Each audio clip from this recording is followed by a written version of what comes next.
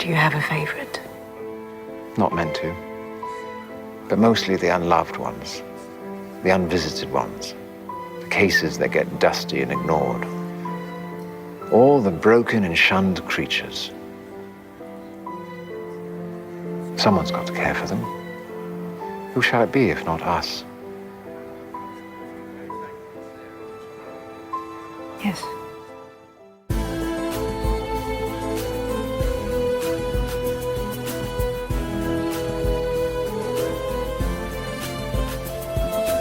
Welcome to Rune Soup, a weekly podcast about magic, culture, and the very best new and old ideas for living in this world. Coming to you from 43 degrees south on a small farm in deepest Tasmania. My name is Gordon, and I shall be your host. This week, we welcome back to the show Langston Kahn. Langston is a New York-based shamanic practitioner and my co-convener for a 3-day workshop based in that city called The Metaphysics of Desire in September, the details of which are in the show notes. He joined us today for a dive into the overlapping field of desire, embodiment, ritual, and shadow work. Enjoy! Oh, and one last thing. There are one or two places where the audio drops out, and it's actually kind of funny because it is always as Langston is reaching and delivering an important conclusion. Rest assured, all the points that got missed out by the audio dropout are actually picked up in the conversation elsewhere in the show, so you don't miss anything, but I left them in as gaps because, yeah, it's a little bit funny. All right, onwards. Langston, welcome back. Thanks, Gordon. Yeah, this is going to be a fun chat. You've been having some adventures of late, adventures involving castles. What's been going on? Yeah, well, I went to the originally 3 years ago, I think, where we first met in person was at the Psychoanalysis, Art, and the Occult conference that Vanessa Sinclair and Carl Abramson sponsored. And so this year, 3 years later, they had another iteration of that conference in Italy. In South Tyrol, actually taking place in Ezra Pound's castle, which was really beautiful and fun to experience. And so it was called Rewriting the Future, 100 Years of Psychoanalysis and Esoteric Modernism. So I had the privilege of presenting there, and my talk was on shades and shadows, how our denied selves and unresolved ancestors hold the keys to our collective liberation.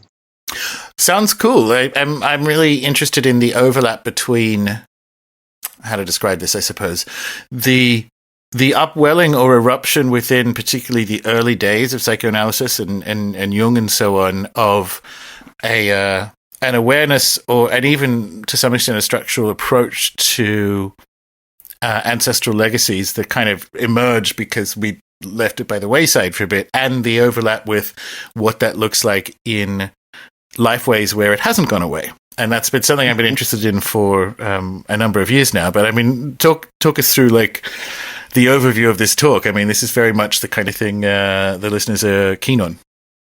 Yeah, well, what I really wanted to focus on was not so much getting into solutions. Of course, in my contemporary shamanic tradition, and there's a few other traditions that have ways of engaging deeply the shadow and our unresolved ancestors. But since I was talking to an audience that was comprised of, psychoanalysts and academics and artists and occultists, I wanted to really just identify what I saw as these two separate problems and how they intersect. So one problem through life, when we don't have initiation into adulthood, we, as a survival mechanism, sort of have to lob off parts of ourselves to survive. And sometimes that looks like soul loss, which is literally parts of ourself that are being cut off or abandoned so that we can keep going on because they're too painful to hold on to and feel and still just get by in our day-to-day life. And other parts that are maybe slightly less dissociated but still is very damaging is shadow. And so how I would describe shadow, and this teaching comes out of my contemporary tradition of the Last Mask Center and the Last Mask community, is talking about shadow as parts of us that are shoved down into a sort of archetypal realm of the unconscious, what you might call like the shadow closet. And these are perfectly authentic, beautiful parts of ourselves, But because they've been shamed or judged by maybe family members or authority figures in our life that we depend on to survive as children, our mind decides, if I embody this part of me, I'm going to die, so I have to put it away. And like anyone who was, given an unfair trial and shoved into a dungeon and then forced to watch their life play out from the sidelines, they become kind of angry and twisted and monstrous, stuck in that space. So what happens then is we seem to do this more and more as we move throughout our life into adulthood without that important gate of initiation being tended, because there's never that larger context where elders are holding space for us to really drop our family of origin baggage and reclaim these parts of ourselves and step into this larger relational field with the other than human intelligences, instead of putting all of that burden on just our parents and our family, in a sense, or our community, once we begin to sort of take those patterns we learned in our family of origin and bring them out into the world. So, yeah, sorry. Well, no, that's good. That's the overlap, because I remember on one of your other appearances on the show, we did speak about the sort of colonization impact that happens across cultures, including quote unquote white or Northwest European or whatever ones, that is the absence of ritual structure. And I was sort of waiting to see where these two things kind of overlap. And as you say, it's examining or exploring both of them at once is a remediation for the fact that we don't typically have space held by ancestors that allows the contextualization of stuff we inherit versus stuff we're exploring. Is that a fair way of thinking about how they overlap? Absolutely. I mean, another thing that can happen is it's not just the living that then are causing us to shove parts of ourselves into the shadow. If we also have a huge backlog of unresolved dead and beliefs that we think are reality because of the beliefs that our ancestors held that led them to die unresolved, then the parts of us that are in opposition to those beliefs that we've brought here into this world also think they need to go into the shadow. We think they need to go into the shadow because we're getting that message from the time of our birth, from our ancestors unconsciously, and sort of like the field we're swimming in energetically.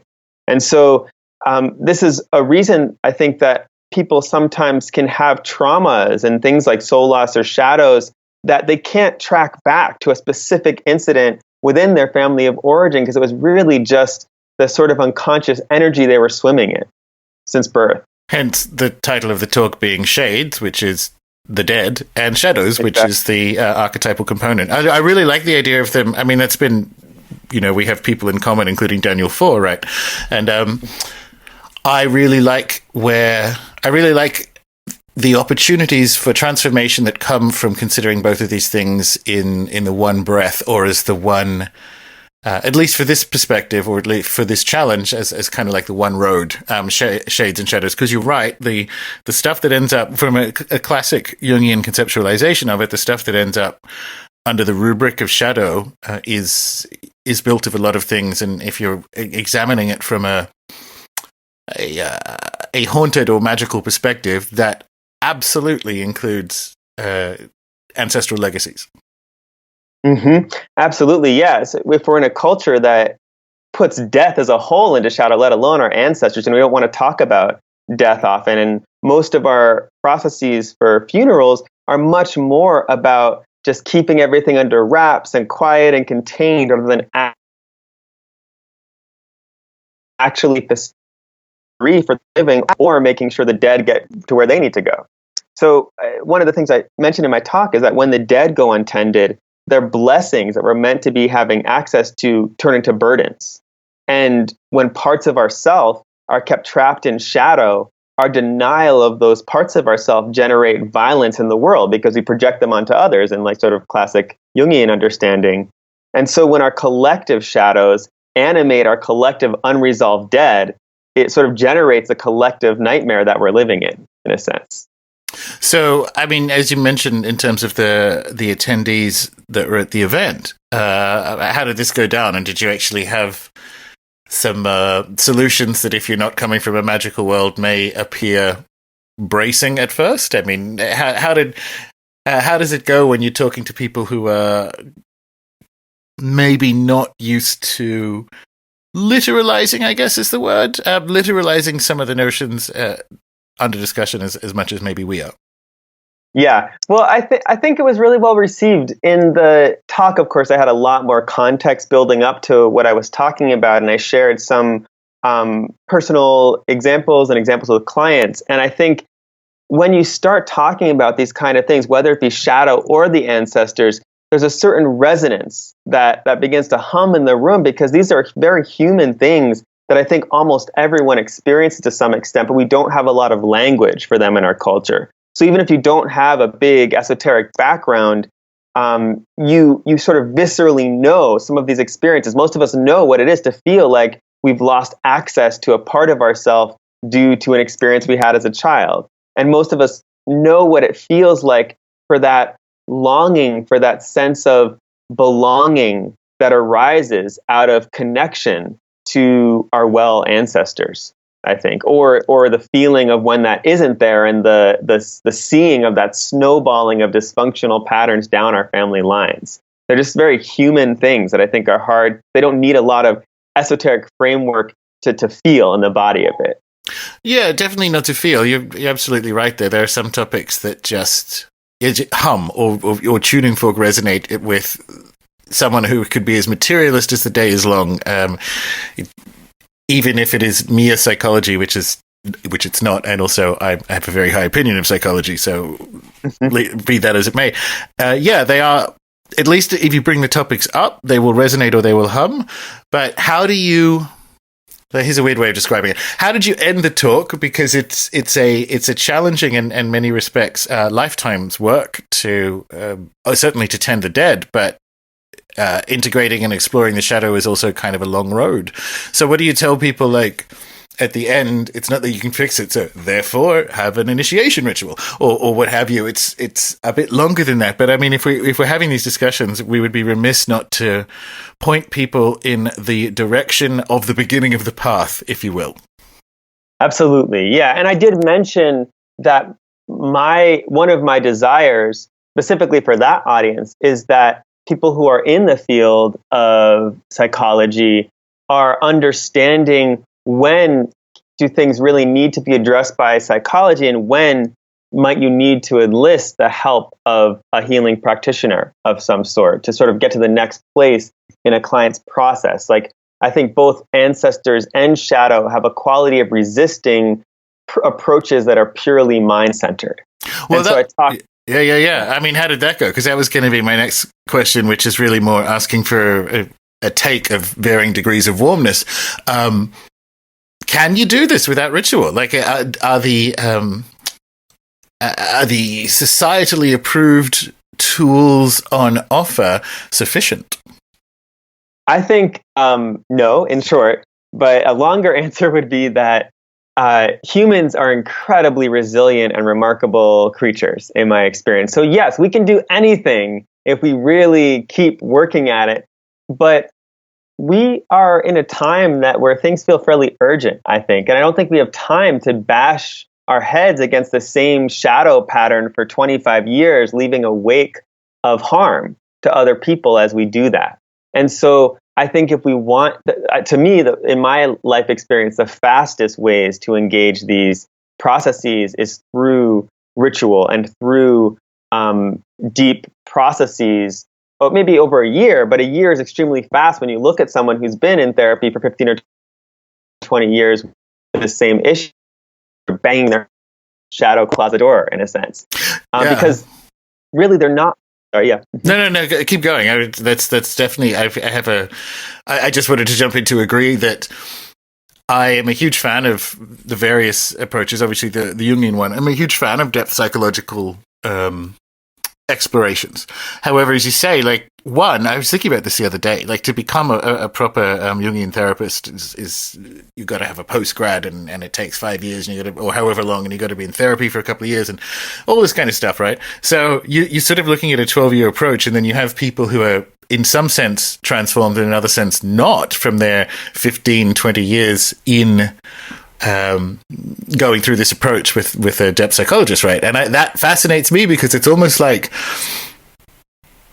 if you added ritual to it, and I was idly thinking this as I was making supper last night, is proper, quote unquote, ritual the thing that is missing from this approach that actually shortens those timelines for everyone? And I kind of think it is. I think however amazing and brilliant the likes of Jung was or were in terms of his insight into the mind and so on, it's missing ritual. Like it's still an incomplete I think an incomplete cosmology. And it was weird you mentioned it like this, because I think if you add ritual to it, you might shorten those timelines. And I don't know where the end point is. This is one of the things that I like about really, really wise people, really, really wise Jungians, is like, I've been in this process for 20 years and I maybe only awake a few minutes a day, or maybe only fully conscious a few minutes a day. And you think, yeah, that's humble and good and wise and whatever.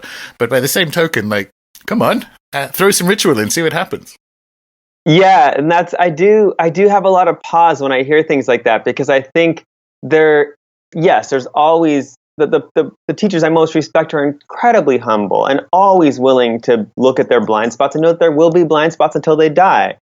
And yet, I also see them deeply and richly transforming dramatically over time. They're not chewing on the same issues for 20 years with no change and no awareness of them. And I think that when we're putting in a huge amount of effort in and not getting a lot of results for our effort, that there's a problem there that needs to be looked at. And I think largely psychology as a whole hasn't really begun, from at least my limited perspective, look at its own blind spots and really ask serious questions with such a young field of is this actually working? In a sense. And I mean, for Jung especially, the paper I gave originally 3 years ago at the first Psychoanalysis, Art, and the Occult was all about looking at Jung in the context of indigenous shamanisms, and how if you compare the Red Book and what Jung is doing there that was published posthumously versus what Jungian analysts are doing, there's actually a pretty big gap. Like, Jung is exorcising ghosts from his house that his children are screaming as they see, and not stopping until he fully finishes exorcising them.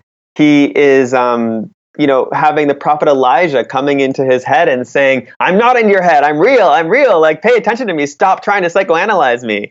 And that, I think, gets lost when, and I think I don't blame Jungian analysts for the way that gets lost. I actually blame Jung, if anyone's to blame, and the way that he refused to create a new religion, so to speak. And perhaps religion isn't the best word. It might have been more of a life way or spirituality he was being asked to bring into the world. But I think he resisted that calling because he was so stuck in a Christian framework and not wanting to be Jesus, because we all know how that story ends. Yeah. And so I'm with you on that. Vanessa and I had that discussion about both Freud and Jung. I only occasionally forgive them because I know what they were trying to do.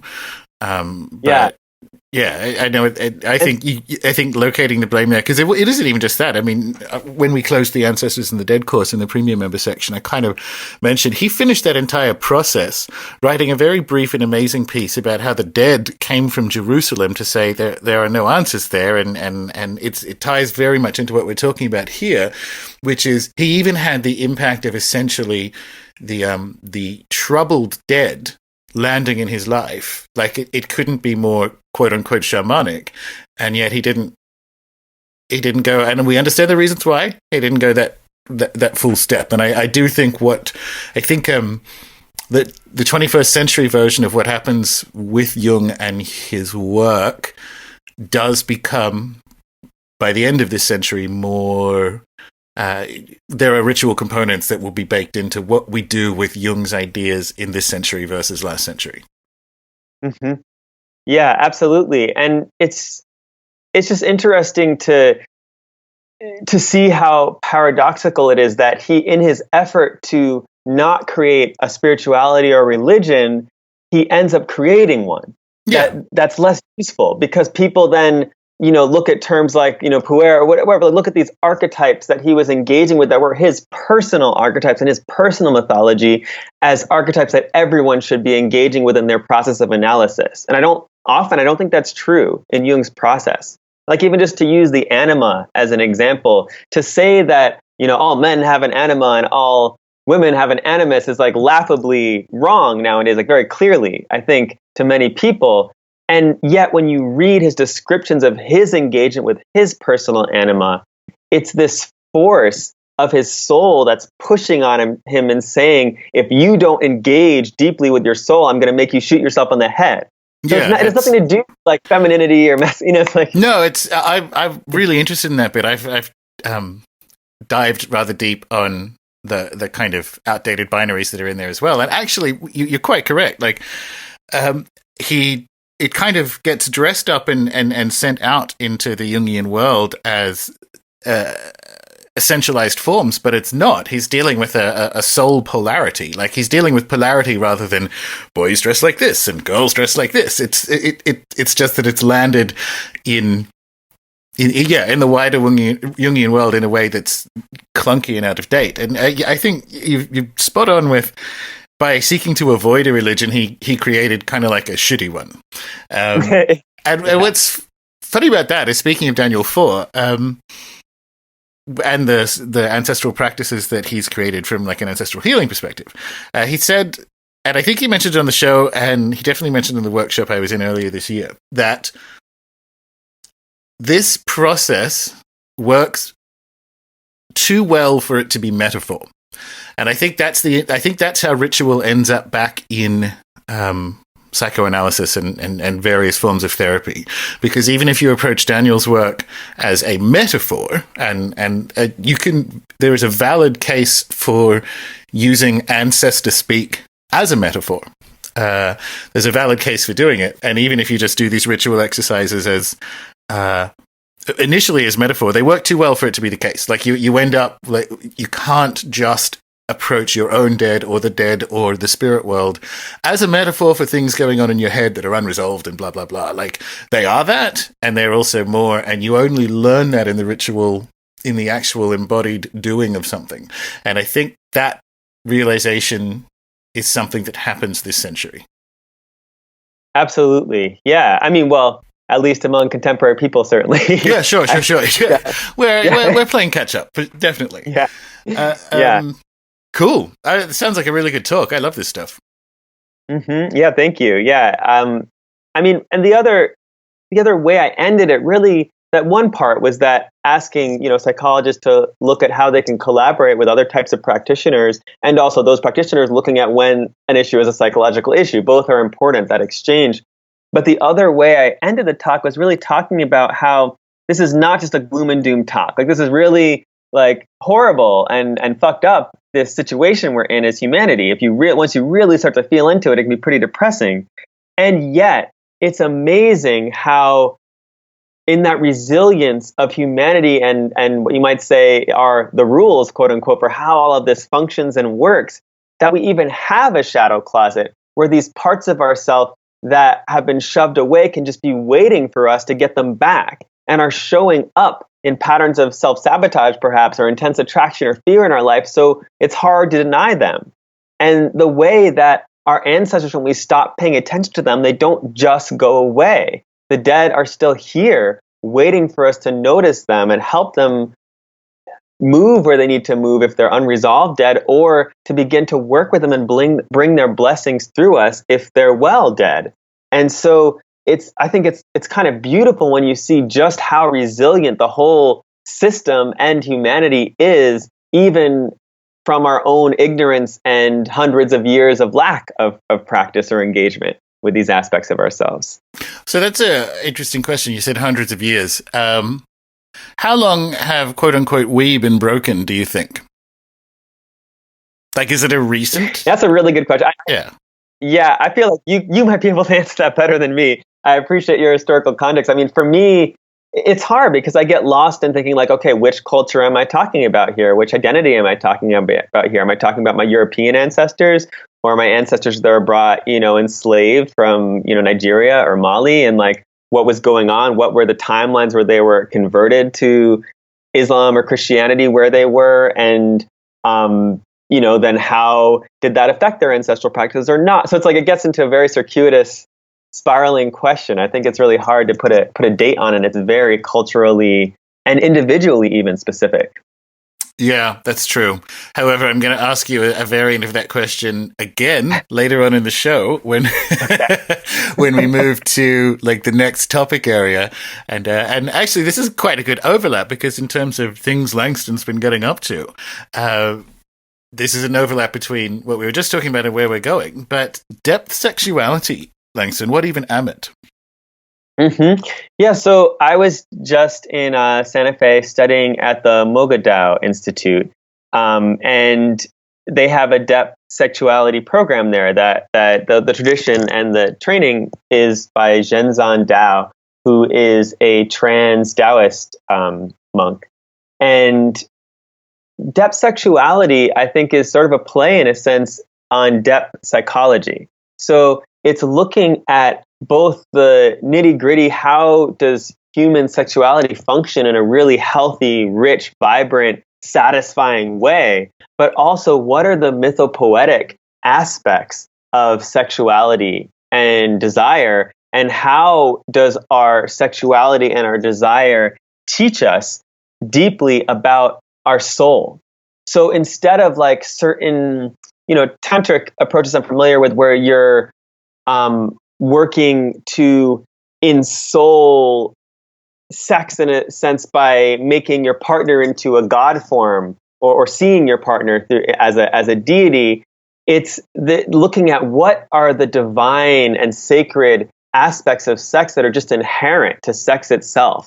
Like, how is our sex always ultimately our soul expressing itself through us? See, Connor and I have spoken about Tantra before in the time, Connor Habib, for people who are new, when he's been on the show. And I do, especially as it's erupted in the West in the mid-20th century as a kind of something baby boomers do on a weekend.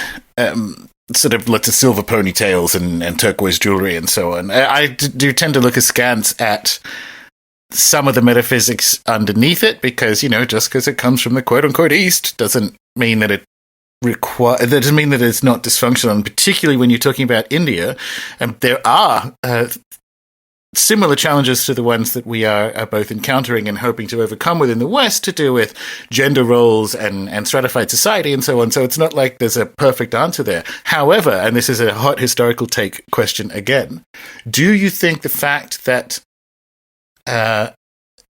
Taoism it's a lot of things, but it is sort of continuously practiced since the Stone Age, and thus there are parts of it that are older. Do you think that is maybe one of the reasons why, from a depth sexuality perspective, that could only kind of emerge from, well, not only, but that emerged from a Taoist context rather than a tantric one? That's interesting. I mean, in some ways, perhaps. I don't think I'm personally familiar enough with the historical framework for Tantra to really definitively speak about Tantra. But I know there is an inherent aspect of Taoism that is about intense personal responsibility and for your energy, for your soul, for your power and the way you move in the world. And so I think this approach to sexuality does have a lot to do with that framework. With that said, I should say that how Zhenzan teaches or she calls what she teaches post-Taoism right now. Okay. That's sort of the term she's been using, in that it's Taoism, but the reason it's not just Taoist sexuality, it's depth sexuality. It is informed in some ways through this Jungian framework of a focus on individuation of the soul. And so it's in a sense, it's taking it at different periods and different Taoist contexts and weaving them into this contemporary Taoist tradition, in a sense, around a deep, rich engagement with sexuality in a Taoist framework. Well, I that's one way. This is so funny. Like, I'd be the asshole in the room pushing back on the actual Taoist monk, because I would potentially say to her, "No, that's still Taoism." I mean, this is like an Ingoldian response. This is something that I think that I sit with a lot when it comes to doing comparisons across cultures. So Professor Ingold says he doesn't use the term traditional knowledge. So when you're talking about plant lore or whatever, because that fixes it as a museum object. He uses inhabited knowledge or knowledge of inhabitants because cultures and life ways pick things up and it makes it contemporary and alive rather than traditional knowledge is something you pin to a corkboard in the Natural History Museum kind of thing. And it's weird. Like, so post-Taoism is actually inhabited knowledge Taoism, because why wouldn't it pick up new things along the way? And that's just me being so I'd be ejected from the class, I think. But I think she would love that Kitty. I think she would welcome it and dialogue with you about it, probably. Yeah, but yeah, it's a tricky thing. It's a language is a tricky thing to describe any of this, and I should say that her training comes out of more than a decade of spending time studying traditional Taoist practices and Taoist sexuality practice in China as well. So it's not like it's divorcing itself from that either. Cool. Yeah. So the reason I asked about the antiquity question is for starships and so on. I kind of did a work on, as far as we can tell, when certain ideas appeared in what we might in Vedic and ultimately Hindu culture. So you can kind of see a progression in a similar way that you can see happens with Judaism and the formation of Christianity and whatever. Like, these ideas kind of update and you can make a case that they're getting further from some sort of not pristine original form, although it does feel like that.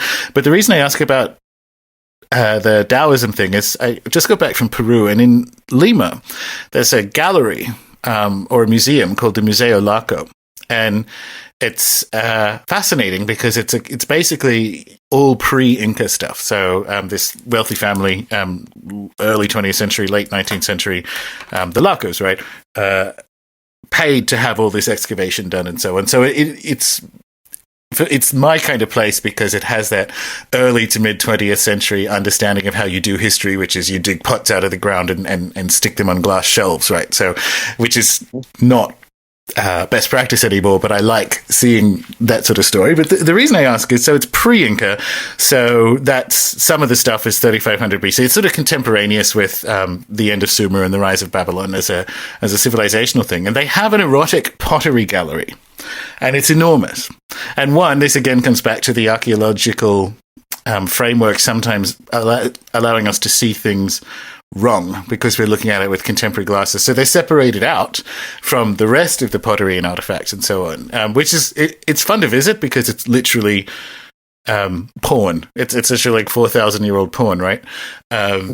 And then the rest of it is quote unquote normal stuff. So we've inserted that split into it. But there are two things that I think are fascinating about that. If you take that split out, then you have obviously, presumably, especially the ones that relate to sex with the dead and what they politely call non-procreative sex. There's like a whole wall of anal sex and theriomorphic pots and statues and sex with the dead and sex between sex among the dead and sex with the dead and normal, quote unquote, opposite sex. I don't know what we want to call it now. And what's fascinating is clearly some of them would have been ritual objects, but some of them wouldn't have been. So you have expressions of, like, bold expressions of sex in pre-Inca culture, and that puts it at a time depth that allows it to kind of squint at whatever the earlier forms of Taoism look like. And I just kind of wonder what the sexual lifeways were like back then, because there's no kind of difference between the same-sex pottery and the sort of procreative ones and what have you. It's body contact and body interaction, and it's the most enlightened depiction of sex I think I've ever seen. And that's fascinating because it's like 4,000 years old and in the Andes. But because it is so deep in time, I wonder, this gets back to my question of, do you think, it's almost like, do you think Taoism is a better field in which to grow a 21st century approach to kind of like embodied or spiritual sexuality. And it's a personal question. I mean, again, neither of us are Tantra experts, and I'm sure there will be people who can say, but what about this tantric text? And they're probably correct. I'm fascinated on a macro level that if there are what we might deem today healthier expressions of the physicality of sex at earlier time depths, I'm just wondering what are the routes that allow us to be inspired by that are available today, hence the Taoism question? Yeah. Well, I think first, I love what you're describing, which is, I think, the same thing you find if you read some of the texts of the first contact of pre-contact indigenous cultures, that, first of all, gender isn't a package deal in most of these cultures. There are things that something you do for work. There's the clothing you wear. There's the person you marry. There's the person you have sex with. There's whether or not you have children. And these aren't necessarily seen as a package deal in most pre-contact indigenous cultures. So there's like hundreds of genders in that sense compared to our culture, which is so set, like men do this, women do this, to a large extent. And so then that also complicates, of course, sexuality and what's taboo or not taboo in each of those cultures. And so I think in particular, Taoism is a rich ground for contemporary Western people to cultivate a foundation for a healthier approach to sexuality, because it asks us to really look at our energy and our relationship with our energy as not based on some polarity of inner masculinity and inner femininity. There's a sense of yin and yang not being directly related to masculine and feminine, but instead these forces that are always intrinsically in relationship with each other and flowing back and forth between each other when they're in a healthy state. And so our stories about masculinity and femininity just become stories of how we limit our power and limit our access to our divinity and our divine nature. So where I feel like contemporary people engaging with, God forms, not that there's anything wrong with that in sexuality, but it can almost create further obfuscation because you're having to reach back and step into a different culture with very different protocol around these deities often. And that in of itself is a big process of translation, as any of us who've engaged with deities know in our life. And then on top of that, I don't know that those deities are always very well suited to help us to get back to the sort of source code of the building blocks of the universe that you find when you engage in the more archetypal realm, because that's less dependent on and tied up in human stories. So that's one of the reasons why in my own shamanic practice, there's some deities that I work with because they've come into my life and I have relationships with them. But I'm very wary of which deities I choose to engage with because I try for the most part to engage with these archetypal energies that are older than any human story or protocol or civilization, like healer or warrior or trickster. And again, not from a psychological framework, not like seeing like I can work with Elegua on one day as a manifestation of the trickster and then the next day Hermes, but seeing these archetypes as intelligent source code in and of themselves that I can interact with through mask work, through dancing, through embodiment practices within my own inner landscape, and through engaging with them find the code and the beliefs that can replace kind of the outmoded code or the faulty dysfunctional code that's creating the dysfunction we're living in much of contemporary Western culture.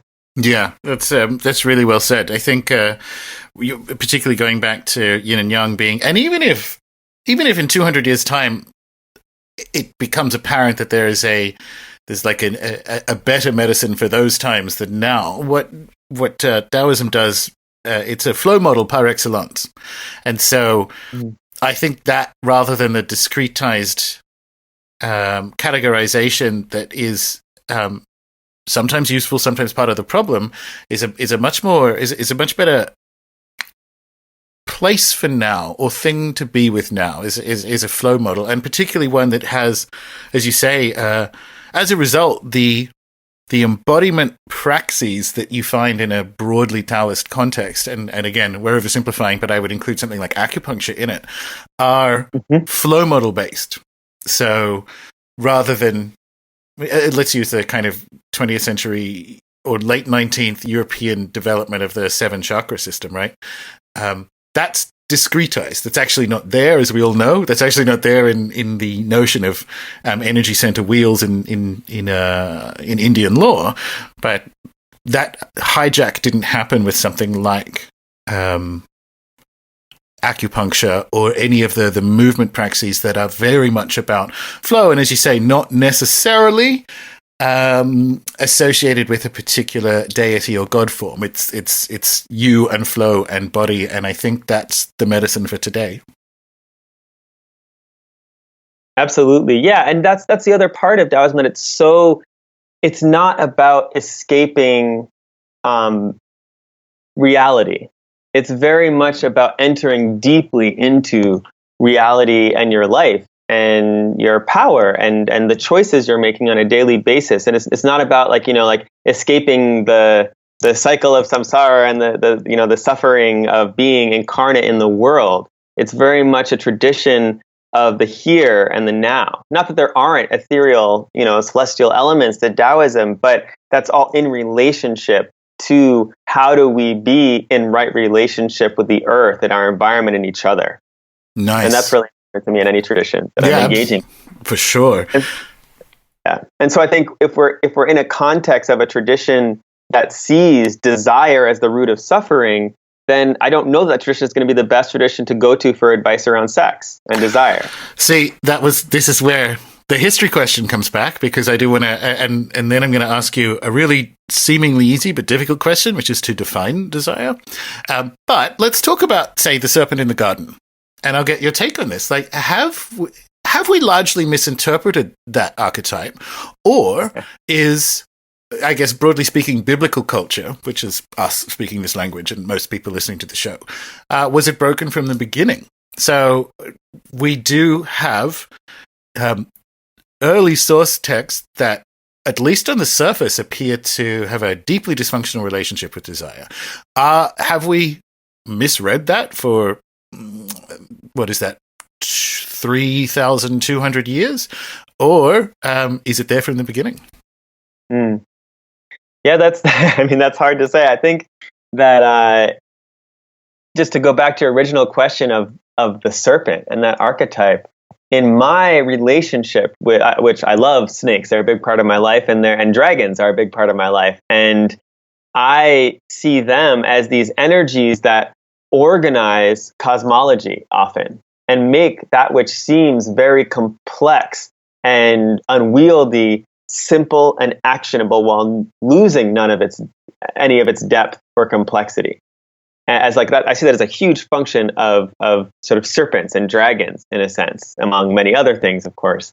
And so, and that comes out of partly that the shamanic tradition I'm part of was given to us by a destroyer goddess when she initiated Christina Pratt, but then the person, that being that organized that cosmology was a dragon. And the cosmology is so rich and fractal-like, and it's amazing that how easy it is to, I mean, obviously you can spend a long time learning it and getting it in your body, but it's so easy to hold in the mind, even with its complexity, I think because of that dragony feeling to it. And so I think when you interpret the Bible in that context, it's interesting just to think of why would a deity be angered by access to the knowledge of cosmology or access to a cosmology that brought someone in contact with their relationship to their desire and their want, their unique want or need. And I don't know that I have the answer to that question necessarily, but I think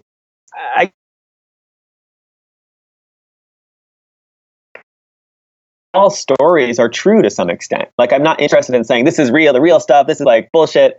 But I am interested in looking at what are the results of stories? How do they actually, what are the realities they create when people live those stories and take them into their lives? And I think some stories do a lot of harm in the world. And not all stories do the same level of harm. So I'm much more interested in what is the result when you take this story and live it versus is this story true or untrue or correctly interpreted or misinterpreted, I think. Yeah, that's probably the right way of landing on it, because it does, it changes in its engagement or it changes in its exploration, because the story, the fall story, divorced from engaging with it, has been destructive. It doesn't appear to do that, and you do end up in Snake and Dragon and archaic desire land as you do engage with it, and so it's almost like it's a trick. And I'm interested in that. I'm interested. It's that overlap. It's a civilizational overlap that is available or bioavailable to us because we are literate with the life ways of the I don't want to say pre-literate, deliberately non-literate, which appears to be a more accurate description of the quote-unquote Stone Age. And that, so yeah, it's just, that was a question coming back, like, how old do you think, when did we get this wrong? Because inarguably, I think, and it comes back to desire and embodiment, so the final third of the show, inarguably, there are life ways that we might as well just say are better at this. I know that's sometimes a bracing statement to make when you're doing comparison, but I think it's defensible. I think we can say, I think we can look around the world and say there are, in some instances, life ways that are better at managing, riding, embodying, and living with and through desire than we have historically been. And I honestly think that if you look at, say, Richard Tarnas's very famous Passion of the Western Mind, he makes the good case that we can blame the Greeks for it. Like we can go back through history and go, Enlightenment, splitting mind and body was dumb, but actually that impact started to land in ancient Greece. So it was almost like a ticking clock that we would inevitably get to the buttoned up 19th century Darwinist, horrible, corseted world, and it's almost like the clock was set by the Socratics, and it just ticked along, getting worse in most instances. Sometimes better. There's been a few heroes along the timeline, and I think that's true. I think that's a good case. And when it comes to how we heal that. Comparison and exploration outside that imprint is not only inevitable, but I think is a best practice. Mm-hmm. Thoughts? Yeah. Well, I'm not sure I quite heard the question there, but I agree with you. Yeah. Oh yeah. Sorry, I forgot. The actual question now is, which is define desire. What is desire, Langston? What is desire? I think the desire is the soul's yearning for embodiment and expression in the world. And something I've come to experience from my training and own healing process is that our desires can be hijacked. And shadow is a big part of that. Like you can be totally following your heart, and then everything's getting fucked up and you're moving further and further off your center. And it's not that you weren't following your heart. It's simply that your heart was hijacked in that moment. And I think often one of the big things that hijacks our heart is shadow work. And that's, not shadow work, but a part of us being stuck in shadow. So it can only move into our life in expressions of self-sabotage. And so I think one of the reasons, to go back to earlier conversation, that it's hard for psychology alone to address this shadow is because it's not just a process of the mind, it's a heart process. It's a process that involves repairing our emotions and our relationship with them and becoming accountable to parts of ourself that have been deeply abandoned. And so I think when you talk about what is desire, if we're saying that a large part of that work has already been done, then it's this expression of the soul, this part of our unconscious that's tugging on us, asking us to explore it through experience in the world. And if we haven't done that other work, like if we have a significant amount of, parts in shadow or soul loss, it's still that. It's just often going to come out in more disruptive ways, perhaps, because it's guiding us towards that need, in my experience, to bring back those parts of ourselves, either through engaging in a process or through engaging with a healer that can guide you through a process. It's a good definition. By saying it originates in soul, what do we do there to horizontalize it out beyond the human? Do we extend soul out, or do we adjust that word? Because I think I like that. I think it's a really good way of understanding it, so that we can begin to get better at it. But I kind of have this idea that what I've been exploring at the moment is I wanted to overlap with the notion of agency. So coming back to the ancient Greeks, funnily enough, when we removed telos and agency and desire is another word for it, like things want things, right? Which we removed with the Enlightenment, which was dumb. But there are other dumb ideas as well. So Aristotle said, for instance, if you drop a rock, the reason it hits, because there's no notion of gravity, which is a circular definition. But the reason it hits the earth is because the rock wants to get to the center of the earth. And it's interesting that if you look at it highlights some of the shortcomings, I think, in materialist biology that Dr. Sheldrake often brings up. So how do the cells in your arm know to become an arm and not a leg when they're genetically identical? And similarly with the development of plants, when the material inside a seed is not at all identical to the material. It's not like a seed is a small version of a plant that unpacks, like it completely transforms. And how does it know to do that? And it's that kind of, for me, I'm interested in situating, because I think it's right, and I think it's a question of extending soul out to like the cosmos, right? I think desire is agency operating in the entire universe. Desire runs the universe in some sense, and how that expresses, because humans are, for better and for worse, a special category of organism. It is our responsibility to have that momentum and flow of desire expressing in the human ways we're talking. How is that? Yes, I think I would agree. I mean, I think it's soul all the way down. In most shamanic cosmologies, what's unique about us is not that we have a soul. I think that's a very Christian mindset. Like the humans have this pure soul. Not bash Christianity, but and of course that's certain interpretations of it. That's probably from my limited understanding, but from a shamanic perspective, what makes humans unique is that we have a body and we have a heart, not that we have a soul. Everything has soul. Everything is soul in a sense. And even we, through our soul, even in like a Jungian framework, are connected to that vast sea of the collective unconscious, which in my way of interpreting his use of that phrase really is just a fancy way to say the spirit world, or a more psychological way to say the spirit world. And so all of us have that through our own soul, that connection to that vast entanglement of intelligence that's other than human, that is everything. And yet we have responsibility in our lifetime from a shamanic standpoint for the complete and total expression of the unique genius that this particular, flock of birds that have come together as this soul for this lifetime to embody. And so I think desire is the feeling of that next urging of what is the next part of our soul's purpose that's being asked to be brought into expression. And so the more we can come into relationship with our pleasure and our desire and be sensitizing ourselves, our whole bodies, to our desire, and not just locating desire at the genitals, the more we can feel that pull towards our soul's purpose in each moment, and that alignment, in a sense, through that with our destiny.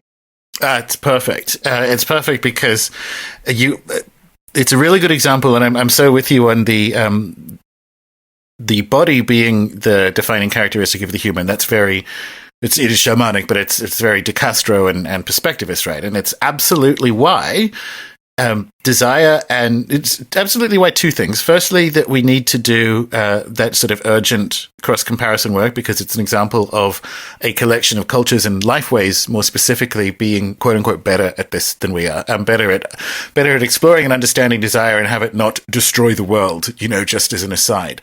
But it's also why desire and embodiment hang together because these are the terms we now have for the flow of that desire moving through the human world, human form into the world. So desire and embodiment hang together. So is that a fair understanding of embodiment, or would you you were so good at defining desire. Define embodiment for us, Langston. Yeah, I don't know. I think that has many different ways of looking at it. I mean, for me, when I think of embodiment practices, I think of dance. I think of ritual. I think of also deep inner work, but the inner work that engages with the felt sense in the body, the sort of symbol set that our bodies are using to communicate with us, that we can feel viscerally when we're correctly identifying because they start to open or expand or shift for us, and when we're not because they start to sort of dart away or clench or get compressed. And so to me, I guess embodiment is feeling your body and fully inhabiting it, not keeping your consciousness just above the neck in that sort of way that I think we're so unfortunately weighted towards our culture to that space of just spinning in the mind. And it allows us to do incredible things like connecting to each other on a podcast through the internet. But if we're not also engaging the practices that allow us to drop down deeply into the rest of us, I guess to me, in part defining embodiment by its absence, by that feeling of not being able to access the fullness of yourself, of feeling like parts of you are cut off from your ability to be aware with them or drop into them and actually feel painful or fearful when you try to. Yeah, it's good. I would agree that it looks like dance for me. And I've mentioned this on the show a couple of times, but in many respects, the farm is an embodiment experiment. And when I look at what 2018 was for me, I'm quietly proud.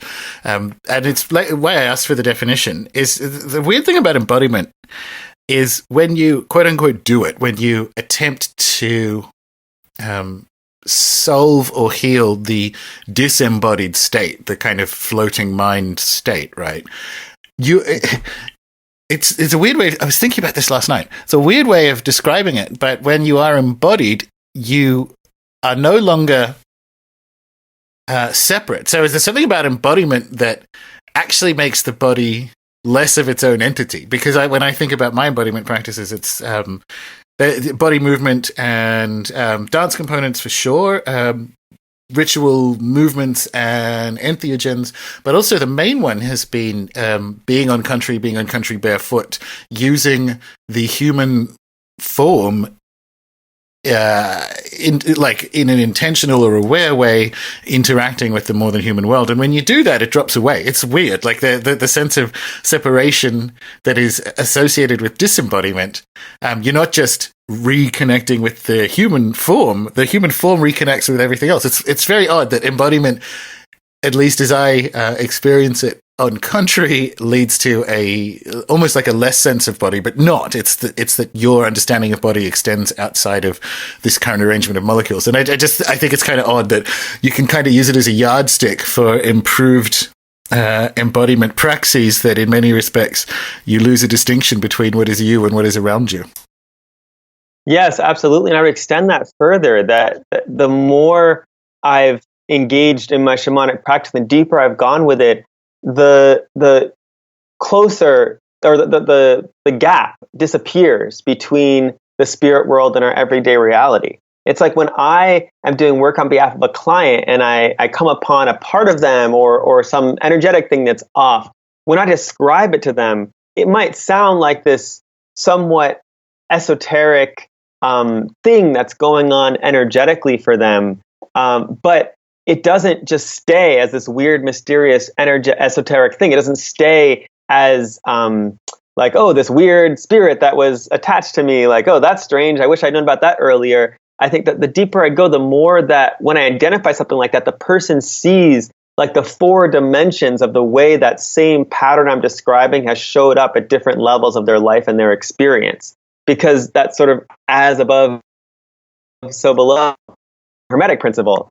And so I think it's similarly when we engage in embodiment practice, the more that we fully can inhabit and own our body and have healthy boundaries and have deep grounding, the further the other than humans can take us out into the spirit world and help us experience the truth of our deep connection to all living things.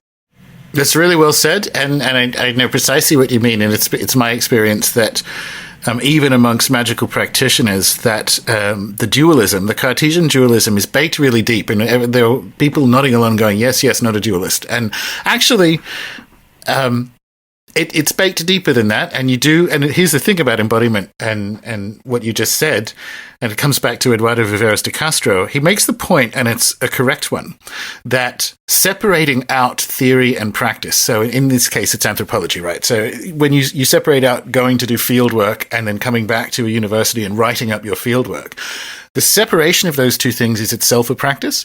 And that's kind of the same trick with moving past a sense of dualism, right? Which is you can only do it in an embodied way. Like if you are nodding along going, yes, I agree, you're still separating out theory and practice. It's only in the doing, and it's this peculiar thing, because I absolutely resonate with what you're saying, that the distinction collapses. The distinction collapses, and the way, conversely, almost counterintuitively, but not, it's that it's the dualist head trauma. Almost counterintuitively, it is leaning into the physical that is the thing you need to do for that extended spirit realm contact. And I find that metaphysically very significant. Absolutely. Yeah. I mean, and like you're saying, I could intellectually understand that before I actually experienced that in my life and really felt it in my bones. And still, because of the culture we're in and the way I've been socialized, I have to remember again and again, just because you know something does not mean you actually have accumulated the wisdom that comes from experiencing it and doing it again and again. And it's been a lesson I continually relearn.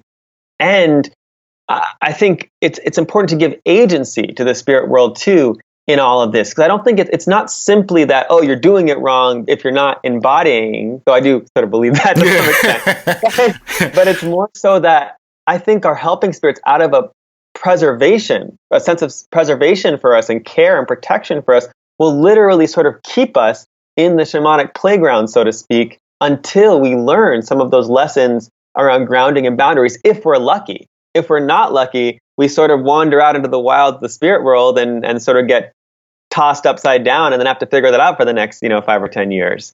And what's actually going on, which, maybe is just our way of learning, and that's fine. But I guess for me, that was definitely an experience in my life, that there were certain deep embodiment practices I needed to engage before it was my spirit help felt it was safe for me to begin to do the kind of work that I was meant to do in the world, in the spirit world. I like it. I'll think with that. You're probably onto something. How I roll, I tend to be more like, if it fucks you up, it fucks you up. But that's like the good dad, bad dad thing. So this has been, we're getting to the end of the show, and it necessarily has accidentally, obviously, landed on, what do we do about this? You are talking about the practices that you now do and have been called to, and so on. And there's, we have put together, which we'll get people to, which we'll talk people through now, put together a rather exciting workshop on this very notion of the metaphysics of desire and embodiment and so on. So, tell us about this stuff. Yeah, well, I think that's one of the reasons we're really excited about doing this specifically, was to not just talk about embodiment, but actually have time where people can come and we can work through deep practices for them to move into their bodies and their desire, and not just, steamrolling over the fear that might be there, or trauma or grief or whatever, but actually giving tools for people to begin to engage in those places that with good reason they've stopped working with their desire there.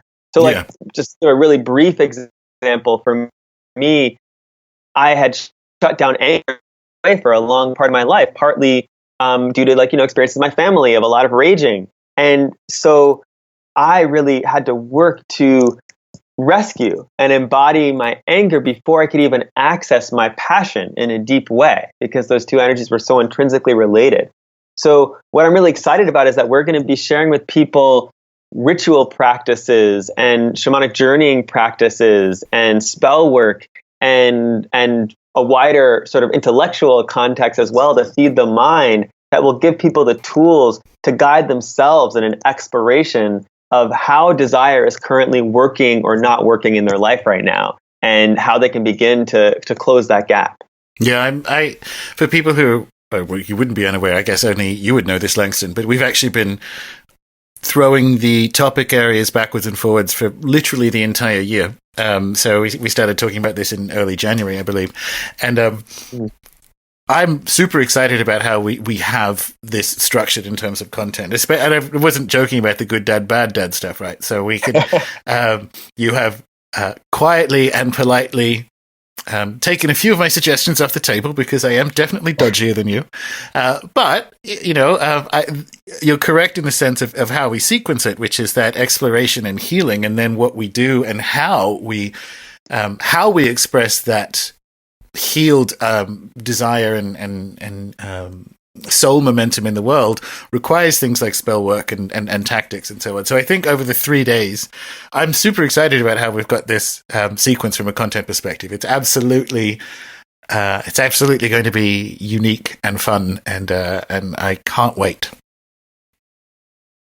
Yeah, I can't either. It's going to be great. And I think the bad dad approach is awesome too. I think we need everything we can get right now in this time we're living in. So I'm excited. I'm excited to be in circle with anyone who's able to make it there. And of course, the details will be in the show notes if you're listening to this, and it's on my Facebook page, and I think I've still got it pinned on Twitter, so you can find information about where to get the tickets and all that whenever you like. But other than this amazing event that's coming up in early September in New York, what else you got going on, and how can people reach out and find you and so on? Yeah, so the best way to reach me is usually my website, which is occupy-your-heart.com. And you can email me through there, or book sessions for either shamanic healing or ancestral healing work.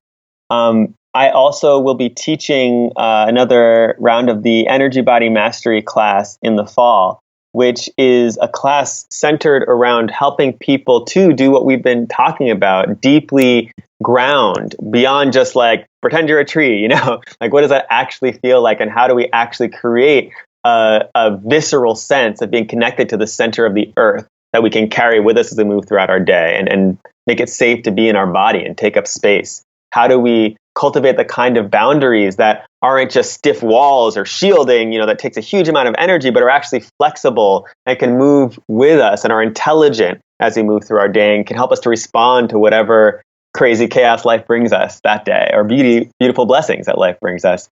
And then also moving from creating an energy body from sort of the inside out to beginning to move into our inner landscape and understand how do we begin to engage those kind of artifacts that are there that are keeping us from our normal habits of a healthy energy body that might go back to childhood patterns of trauma, or beliefs that we hold that are harmful, or sort of weather patterns like habitual emotional patterns that are in our inner landscape. So that will be starting in, I think, either late August or early September as well. And you can find out information about that on my website as well. Awesome. And that will be in the show notes. Well, this has been a great chat. Obviously I love this kind of stuff, and I think it's very much the discussion and experience that is for now, hence what we got coming up. But Langston, thanks for your time, and see you in, a couple of months. Yeah, I can't wait. It's always a pleasure talking with you, Gordon.